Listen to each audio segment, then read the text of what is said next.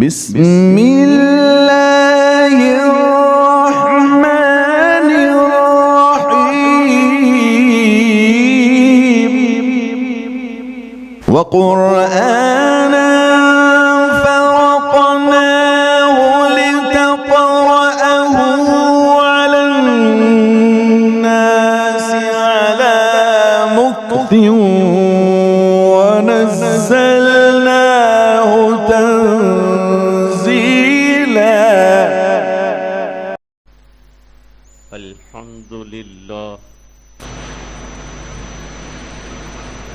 الحمد لله وكفى وسلام على عباده الذين اصطفى أما بعد أعوذ بالله من الشيطان الرجيم بسم الله الرحمن الرحيم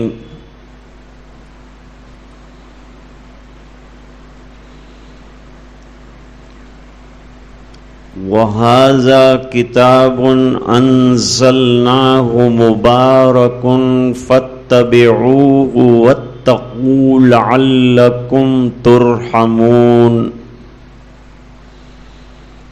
صدق الله العظيم. اللهم صل على سيدنا محمد وعلى آل سيدنا محمد وأصحابه وأزواجه وبارك وسلم.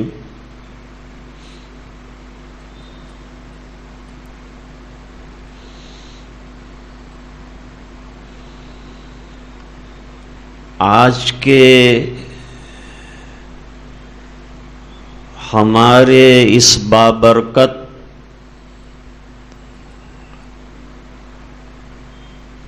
اور متبرک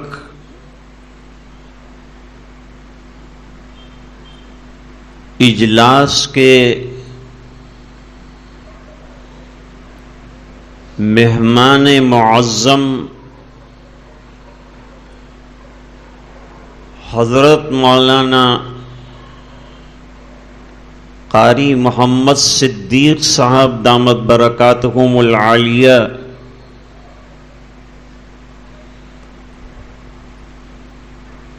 اور محترمی قاری عبدالعزیز صاحب وجدی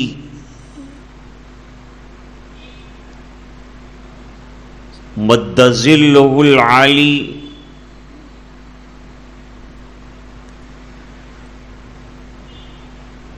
دیگر ادارے کے مختلف شعبوں سے منسلک جلیل القدر اساتذہ کرام،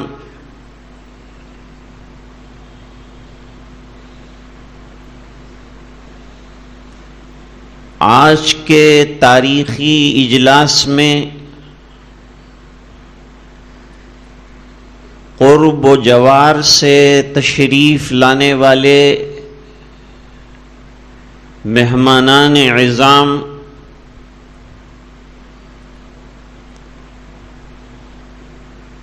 اور میری برادری یعنی عزیز طلبہ،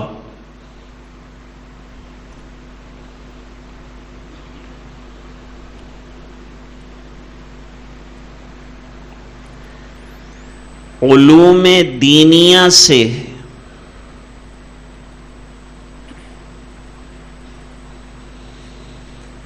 اگر قرآن کریم کو نکال دیا جائے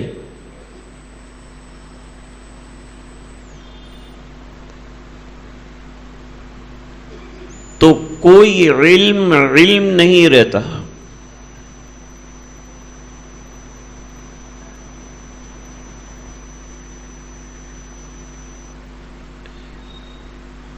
ایک قاری قرآن کریم کی زندگی سے قرآن کریم نکال لیا جائے، کیا کرے گا وہ؟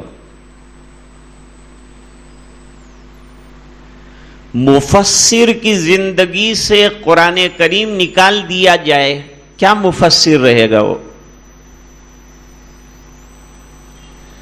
فقیہ کی زندگی سے قرآن کریم نکال دیا جائے تو اس کا فقہ کیا رہے گا؟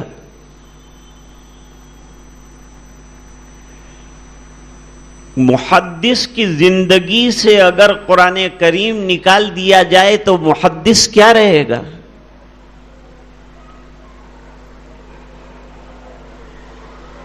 یہ اللہ کی کتاب ایسی ہے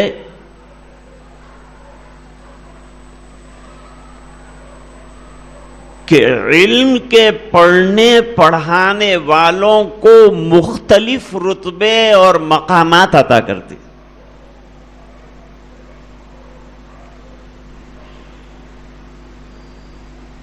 اور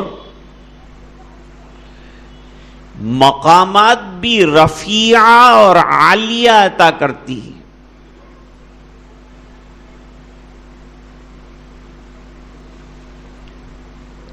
زمین سے اٹھا کر بام عروج ترقی کا جسے کہہ سکتے ہیں وہاں پہنچاتی ہے۔ اصل ترقی کرنے والے تو علماء ہیں، قرآن کریم کے خدام ہیں، یہ سب قرآن کریم کی مختلف طریقے سے خدمت کرتے ہیں۔ کوئی فقہ کے اعتبار سے کرتا ہے، کوئی حدیث کے اعتبار سے کرتا ہے، کوئی تجوید کے اعتبار سے کرتا ہے، سب ایک ہی کتاب عظیم کی خدمت میں لگے ہوئے ہیں، اور ایک یہی راستہ عزت والا ہے، برکت والا ہے، کیونکہ یہ کتاب ہی برکت والی۔ اللہ تعالیٰ نے قرآن کریم میں اس کو واضح فرمایا، وَهَذَا كِتَابٌ أَنزَلْنَاهُ مُبَارَكٌ، ہم نے یہ کتاب اتاری ہے، یہ بڑی بابرکت ہے اس بنا پر کہ یہ صرف کتاب نہیں ہے بلکہ اللہ کا کلام بھی۔ دوسری آسمانی جتنی کتابیں ہیں وہ کتابیں تھیں، لیکن قرآن کریم کتاب اللہ کے ساتھ کلام اللہ بھی ہے، اللہ کا کلام بھی۔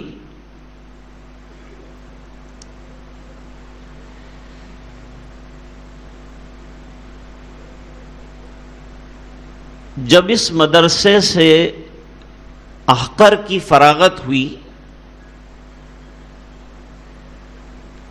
تو 6 مہینے پہلے یہاں کے مدیر اور عالم کبیر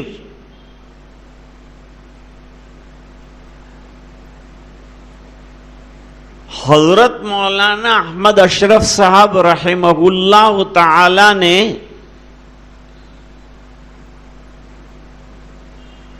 اس فن کی خدمت کے لیے احقر کو معین کیا تھا۔ 6 ماہ پہلے کہہ دیا تھا کہ تجھے یہاں کام کرنا ہے۔ وہ روزانہ مغرب کی نماز یہ پڑوس کا جو عبادت خانہ ہے اس میں مجھ سے پڑھواتے تھے۔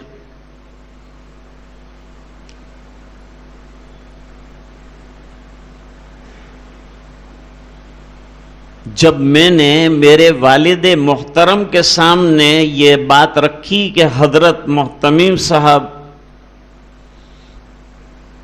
اس زمانے میں دامت برکاتہم العالیہ نے تجوید کے لیے بندے کو معین کیا ہے دارالعلوم اشرفیہ میں، تو میرے والد صاحب کا پہلا جملہ یہ تھا کہ یہ بڑا مقدس فن ہے، اس مقدس فن کو نہ چھوڑنا، اس بنا پر کہ یہ سیدھی قرآن کریم کی خدمت ہے۔ صحابہ کرام تو بہت تھے اور ہر ایک بہترین قرآن کریم پڑھنے والا، لیکن چند صحابہ کرام وہ تھے جو اتنا بہترین قرآن کریم پڑھتے تھے کہ حضور پاک صلی اللہ علیہ وسلم نے قرآن کریم کی تعلیم کے لیے ان کو معین فرمایا، جس میں حضرت عبداللہ ابن مسعود رضی اللہ تعالیٰ عنہ کا بھی نام شامل ہے۔ حضرت حکیم الاسلام رحمت اللہ علیہ فرماتے تھے کہ قرآن کریم کے جتنے الگ الگ شعبے ہیں ان میں سے ایک شعبہ تجوید کا ہے، حروف کی ادائیگی کا ہے۔ تجوید نام ہے کس بات کا؟ صاحب خلاصۃ البیان نے لکھا ہے التجوید اداء کا ادائی رسول۔ تجوید نام ہے اس طرح سے قرآن کریم کو ادا کرنے کا جس طرح جناب رسول اللہ صلی اللہ علیہ وسلم نے ادا فرمایا ہے، اور آپ کی ادائیگی کے ناقل صحابہ کرام بھی ہیں، صحابیات بھی ہیں۔ چنانچہ ام سلمہ رضی اللہ تعالی عنہا سے پوچھا گیا کہ آپ صلی اللہ علیہ وسلم کس طرح سے قرآن کریم پڑھتے تھے؟ تجوید کے ساتھ، سلاست کے ساتھ، حروف کی صحت کے ساتھ، اچھے سلیقے کے ساتھ، خوش الحانی کے ساتھ قرآن کریم کو پڑھنا یہ ایک مستقل فن ہے، اور اس فن کے لیے جیسے ابھی حضرت قاری صاحب دامت برکاتہم العالیہ سے اس فن کے مختلف ماہرین نے جو محنتیں کی ہے اور اسے بچانے اور اسے بلند کرنے اور ہم تک پہنچانے کی جو کاوشیں کی ہے وہ بے مثال۔ تو ام سلمہ رضی اللہ تعالیٰ عنہ سے پوچھا گیا کیسا سورہ فاتحہ پڑھتے تھے حضور پاک صلی اللہ علیہ وسلم؟ تو پڑھ کر بتلائے کہ نہایت سکون سے اور اطمینان کے ساتھ۔ آج کل ائمہ بہت جو ہے اندھڑ پڑھ لیتے ہیں۔ اپنی نمازوں کو عمدہ بناؤ اور نماز میں اصل قرآن کریم کی تلاوت ہے۔ حضرت مولانا قاسم علوم نانوتوی رحمت اللہ علیہ نے تحریر فرمایا کہ نماز کی اصل قرآن کریم ہے، اور قرآن کریم کو نہایت عمدہ پڑھنا ہے، اور عمدہ پڑھنے کے اندر حروف کی صحت کے ساتھ ادائیگی بھی آ جاتی، اور حضرت نے جیسے فرمایا کہ غنہ کا خیال رکھنا، مدود کا خیال رکھنا، اخفا کا خیال رکھنا اور وقوف کا خیال رکھنا، اور جو وقوف سے واقف نہیں ہے وہ بے وقوف ہے۔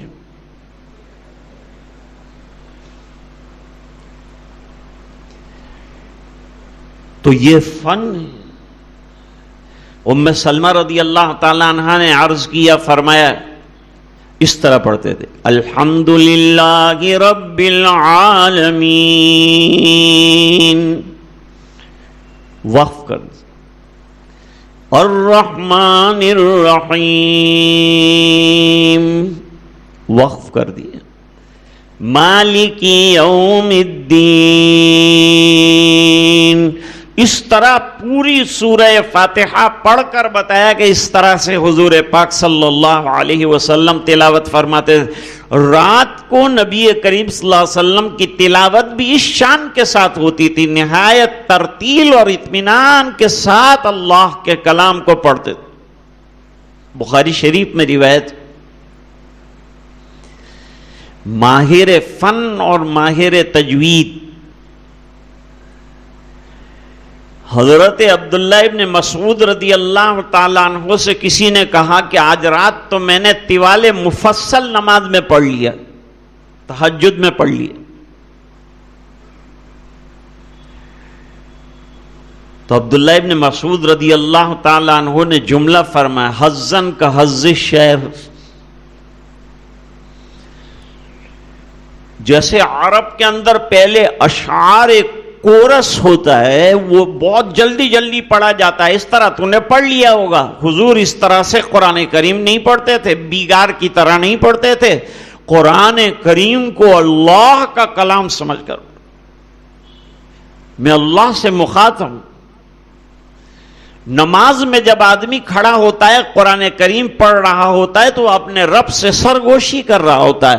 اللہ تعالی کا کلام بڑا عظیم ہے، اس بنا پر حضرت امام بخاری رحمت اللہ علیہ نے وہ باب قائم کیا، المصلی یناجی ربہ، نماز پڑھنے والا اپنے پروردگار کے ساتھ سرگوشی میں مصروف ہے۔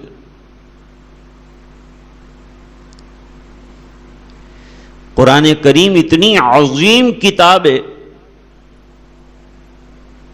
کہ اللہ تعالیٰ نے اس کے ہر شعبے کی حفاظت کے لیے ایک پورا عملہ تیار فرمایا، اور قرآن کریم میں اعلان فرمایا تو خالی ایک چیز کی حفاظت نہیں، اس کی نوک پلک، اس کا لہجہ، اس کی ادائیگی، اس کے پڑھنے کا طریقہ، یہاں تک کہ رسم الخط، جیسے حضرت قاری صاحب نے فرمایا کہ رسم الخط بھی قرآن کریم کا محفوظ ہے، آج تک اس کے اندر کسی قسم کی تبدیلی نہیں ہو۔ حرف اورا ریب نے تبدیل نے، آیا شرمندہ تاویل نے،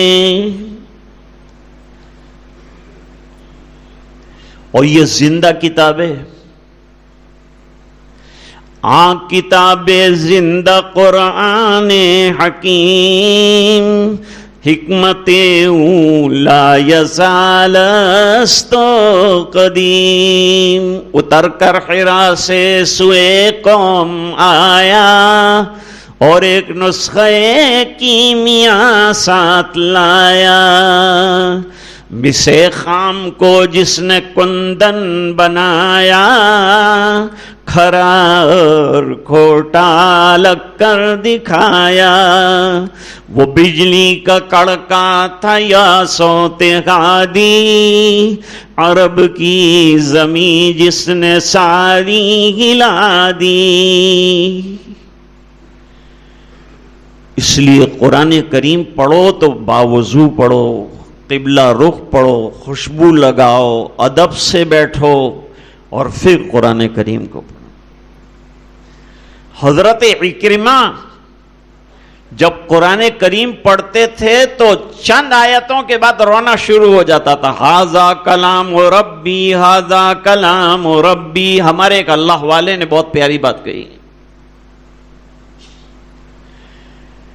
کہ یہ قرآن کریم پڑھنے کی اللہ تعالیٰ نے ہم کو اجازت دے دی، یہ اللہ کا بہت بڑا احسان ہے۔ ہم کو اللہ تعالیٰ نے قرآن کریم پڑھنے کی اجازت مرحمت فرمائی۔ یہ گندی زبان، کہیں جھوٹ، کہیں حسد، کہیں کینہ کپٹ، کہیں گالی گلوچ، ایسی گندی زبان اور اللہ کا نہایت پاک کلام پڑھنے کی اللہ تعالیٰ نے اجازت دی، اور یوں فرمایا وَرَتِّلِ الْقُرْآنَ تَرْتِيلًا۔ اور دوستو، ترتیل کی ضرورت دنیا میں تو ہے ہی، اس کے لیے محنتیں ہو رہی ہے۔ آج کا تاریخی اجلاس ہوا، حضرت مولانا زکریا صاحب نے محنت فرمائی، یہ حضرات تشریف لائے، 4 چاند لگ گئے، ہماری محفل اجاگر ہو گئی، چمکدار ہو گئی، قرآن کریم کا ایک اسٹیج قائم ہوا۔ لیکن وہ حدیث تو آپ کو معلوم ہی ہے، قاری قرآن اور حافظ قرآن سے کہا جائے گا وقرا ورتقی۔ حضرت مولانا احمد اللہ صاحب رحمت اللہ علیہ ترجمہ کرتے تھے، قرآن کریم پڑھتا جا، جنت کی منزل پہ چڑھتا جا۔ قرآن تو منزلوں پر اور ترقی درجات کا ذریعہ ہے۔ اور آگے کیا فرمایا؟ وَرَتِّلْ كَمَا كُنْتَ تُرَتِّلُ فِي الدُّنْيَا، اور جس طرح دنیا میں ترتیل کے ساتھ، تجوید کے ساتھ، حروف کی صحت کے ساتھ، خوش الحانی کے ساتھ پڑھتا تھا، اسی طرح یہاں بھی پڑھ تو دنیا میں سیکھا ہوگا تو پڑھے گا، ورنہ کیا پڑھے گا؟ معلوم ہوا کہ یہاں بھی ضرورت ہے ترتیل کی تاکہ وہاں یہ کام آ جائے، وہاں بیڑا پار ہو جائے، اس کے لیے یہاں محنت کرنے کی ضرورت ہے۔ اس لیے اس فن کو معمولی نہیں سمجھنا چاہیے، بلکہ بڑا مبارک اور مقدس فن سمجھنا چاہیے۔ ابھی قاری اسماعیل صاحب نے جو فہرست پیش کی تھی، اس میں ایک نام آیا تھا قاری عبدالحمید صاحب پانولوی رحمت اللہ علیہ، ابھی قریب ہی میں انتقال ہوا ہے، دارالعلوم حمیدیہ کے مدیر تھے۔ انہوں نے برسوں تک دارالعلوم اشرفیہ میں تجوید کی نہایت بہترین خدمت کی ہے۔ اتنا یہ کہ اس وقت انجمن نہیں تھی اور خاموش خدمات ہو رہی تھیں، لیکن فن کی خدمت ہر زمانے میں دارالعلوم میں رہی ہے، اور ادارہ پرانا ہے ہمارا، الحمدللہ 150 سال پرانا ادارہ ہے۔ 150 سال، یوں کہیے کہ اس وقت دارالعلوم دیوبند کی جو عمر ہے وہ ہمارے ادارے کی عمر ہے۔ اور ابھی حضرت قاری صاحب نے اس کی قدامت میں جو بزرگی چھپی ہوئی ہے اس کی طرف اشارہ کرتے ہوئے فرمایا کہ وہ کتابیں جو دوسرے کتب خانے میں موجود نہیں ہیں وہ دارالعلوم اشرفیہ کے کتب خانے سے برآمد ہوئی اور لوگوں نے فائدہ اٹھایا۔ یہاں تک کہ ہمارے حضرت مفتی سعید احمد صاحب پالنپوری رحمت اللہ علیہ نے یہاں کے کتب خانے کو کھنگالا ہے اور ضرورت پڑنے پر یہاں کے کتب خانے سے کتابیں منگوائی ہیں۔ اتنا عظیم کتب خانہ رہا تھا یہاں کا۔ تو ایک یہاں کے استاد پہنچ گئے جنوبی افریقہ۔ افریقہ کو افریقہ اس لیے کہتے ہیں کہ آفرین کھا۔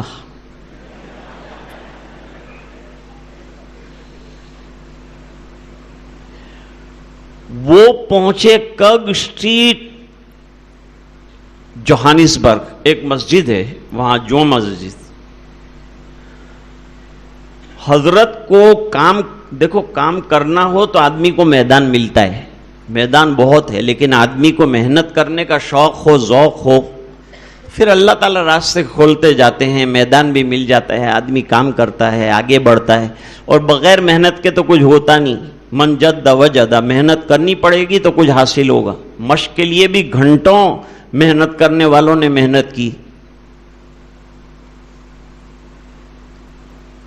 قاری محمد صدیق صاحب منشاوی مرحوم جو ہیں، گھنٹوں کے گھنٹوں ایک مسجد میں بیٹھ کر مشق کرتے تھے، اور وہ ریڈیو پر قرآن کریم جو ہے ان کا نشر ہو جائے اس کے لیے جو ہے ان کو بلایا گیا، اپوائنٹ کیا گیا، کہا میں قرآن کریم کو ذلیل کرنے تمہارے اسٹوڈیو میں نہیں آؤں گا، تم کو ضرورت ہو تو مشین لے کر آؤ، میں مشق کرتا ہوں اور بس اللہ کے لیے کرتا ہوں، اور تم کو کرنا ہے ریکارڈ تو کرنا۔ ان کو کہا گیا کہ یہاں جمال عبد الناصر جو ہے وہ آنے والے ہیں، اور خیال یہ ہے کہ آپ کی قرات جو ہے اس کے اندر رکھی جائے اور آپ کی تلاوت رکھی جائے۔ تو حضرت نے کہا کہ قاری جمال عبد الناصر کی مجلس میں پڑھنا یہ مجھے شرف نہیں لگتا، اس کو شرف حاصل ہوگا کہ وہ اللہ کا کلام مجھ سے سنے گا، مجھے اس کو سنانے کا کوئی شوق نہیں، میں اللہ کے لیے پڑھتا ہوں۔ دوستو جب قرآن کریم پڑھو تو یہ واہ واہ کا خیال، قاری عبدالعزیز صاحب نے پڑھا، آپ خاموش رہے، لیکن وہ جس دھن میں اور جس درد کے ساتھ قرآن کریم کو پڑھنا چاہیے وہ درد آپ کو دکھاتے چلے گئے، پڑھتے چلے گئے، بتایا کہ قرآن کریم کس شان کے ساتھ پڑھا جاتا ہے، کس غم کے ساتھ پڑھا جاتا ہے، کس طرح ڈوب کر پڑھا جاتا ہے، کس لہجے میں پڑھا جاتا ہے، کس درد کے ساتھ پڑھا جاتا ہے۔ کوئی واہ کرے کہ آ کرے کہ نہ کرے، اسے کوئی پرواہ نہیں ہوتی، وہ اپنے قرآن کریم کی دھن میں ہوتا ہے۔ قاری عبدالحمید صاحب رحمت اللہ علیہ نے وہاں ایک مدرسہ شروع کیا۔ جنوبی افریقہ کے جو طلبہ تھے وہ تمام طلبہ ایک ایک کر کے منتخب کیے مکتب میں سے اور ان کو حفظ کرانا شروع کیا۔ 17 سال تک لگاتار ایک ہی مکتب کے اندر حفظ کلاس چلایا، کھلایا طلبہ کو، سلایا، پڑھایا۔ آج جو ہے پورے افریقہ میں قاری عبدالحمید صاحب کے ہاتھ کے حفاظ جس تجوید کے ساتھ بہترین قرآن کریم پڑھتے ہیں، لوگ ان کو دور دور سے سننے کے لیے اور پڑھوانے کے لیے اپنی مسجد میں بلاتے ہیں۔ اتنا بڑا کارنامہ۔ اور پھر وہاں سے وہ طلبہ آسٹریلیا پہنچے، نیوزی لینڈ پہنچے، فیجی پہنچے۔ اشرفیہ کا علم کہاں سے کہاں تک پہنچ گیا۔ جیسے ابھی حضرت نے فرمایا کہ یہ انجمن کے اسٹیج سے اب آپ 4 دیواری سے نکلیں گے اور آپ کا قرآن کریم کا فیض پورے عالم کے اندر انشاءاللہ پھیل جائے گا۔ تو یہ بڑا مقدس کام ہوا، بڑا مبارک کام ہوا۔ آج ہمارے سب اساتذہ کرام، میں نے پہلے عرض کیا تھا کہ میری ضرورت نہیں، جہاں ماہر فن اور پورے ملک کے زبردست قاری وقت حضرت قاری صدیق صاحب دامت برکاتہم جیسی شخصیت موجود ہو، وہاں ہم جیسے مونگ اور مسور کی دال کی کیا حیثیت ہے؟ لیکن اصرار رہا کہ شاید حضرت قاری صاحب کچھ اور نہ سمجھ جائیں کہ کیوں نہیں آیا ہے۔ اس بنا پر حضرت کے احترام میں آیا ہوں اور ان کے ادب میں آیا ہوں، ورنہ میں تو لوکل مولوی ہوں اور آپ میری لوکل جو ہے وہ بات چیت ہمیشہ سنتے ہی رہتے ہیں اور میں آپ سے گفتگو کرتا ہی رہتا ہوں۔ لیکن مولانا زکریا صاحب، وہ قاری فاروق صاحب نے ادھر سے پلاننگ کر دیا کہ کسی طرح سے اس کو لاؤ، تو بھئی میں تو حاضر، میں تو مدرسے کا خادم ہوں۔ آرڈر آ گیا محترم کا آ جاؤ تو آنا پڑے گا، خادم کا کام کیا ہے؟ خدمت کرنا ہے، ملازم ہے، لہذا ہم کو کہا گیا تو ہم لوگ فوراً جو ہے حاضر ہو گئے۔ تو اس وقت جو ہے حضرات قرآن نے اپنے محنت کے نمونے آپ کے سامنے پیش کیے۔ ماشاءاللہ سب بچوں کو حضرت قاری صاحب نے بھی سنا۔ ہمارے حضرت قاری عبدالعزیز صاحب جو ہیں پورے عالم میں جاتے ہیں، کہیں برطانیہ میں ان سے ملاقات ہوتی ہے، کہیں افریقہ میں ہوتی ہے، کہیں کینیڈا میں ہوتی ہے، ہر جگہ الحمدللہ قرآن کریم کی خدمت کا بہت بڑا کام اللہ تعالیٰ ان سے لے رہے ہیں۔ یہ بھی ہمارے حضرت قاری صدیق صاحب دامت برکاتہم العالیہ کی دعاؤں کا نتیجہ اور برکت ہے۔ اللہ مزید ترقیات سے نوازے اور نظر بد سے بچائے۔ آپ تمام حضرات تشریف لائے، ہمارے عرض کرنے پر آپ حضرات نے زحمت فرمائی، اپنی مصروفیات کو بالائے طاق رکھا اور یہاں تشریف لا کر اپنے قیمتی ملفوظات اور باتوں سے ہم سب کو نوازا اور یہ شرف ہم کو عطا فرمایا کہ ہم کچھ خدمت آپ کی کر سکے۔ خدمت تو ہم نے کچھ کی نہیں، لیکن آپ حضرات تشریف لائے، محفل کو 4 چاند لگائی۔ اللہ تعالیٰ قرآن کریم جیسی مقدس اور بابرکت کتاب کی ہمیں قدردانی نصیب فرمائے۔ اور قدردانی کا ایک حصہ یہ ہے کہ جیسے اور فنون پر توجہ دی جا رہی ہے، اسی طرح تجوید پر بھرپور طلباء عزیز خوب توجہ دیں، خوب مشق کریں اور اپنے ماہر اساتذہ کرام قاری سلیم صاحب، قاری جاوید صاحب، قاری شاکر صاحب اور ہمارے حضرت قاری اسماعیل صاحب، یہ یہاں کے سب چاند ستارے ہیں، ان سے فائدہ اٹھائیں۔ اللہ تعالیٰ ان کی خدمات کو قبول فرمائے۔ اساتذہ کے بیچ میں زیادہ باتیں کرنا اچھا نہیں ہوتا، لیکن حکم ہو گیا، اس بنا پر بولنے کی بیماری کے اعتبار سے چند باتیں آپ کی خدمت میں عرض کی۔ اللہ تعالیٰ گستاخی کو معاف فرمائے، یہ بڑوں کی عزت کرنے کی، احترام کرنے کی توفیق عطا فرمائے، آج کے اجلاس کو اپنے فضل و کرم سے مقبول و منظور فرمائے۔ وآخر دعوانا ان الحمد للہ رب العالمین۔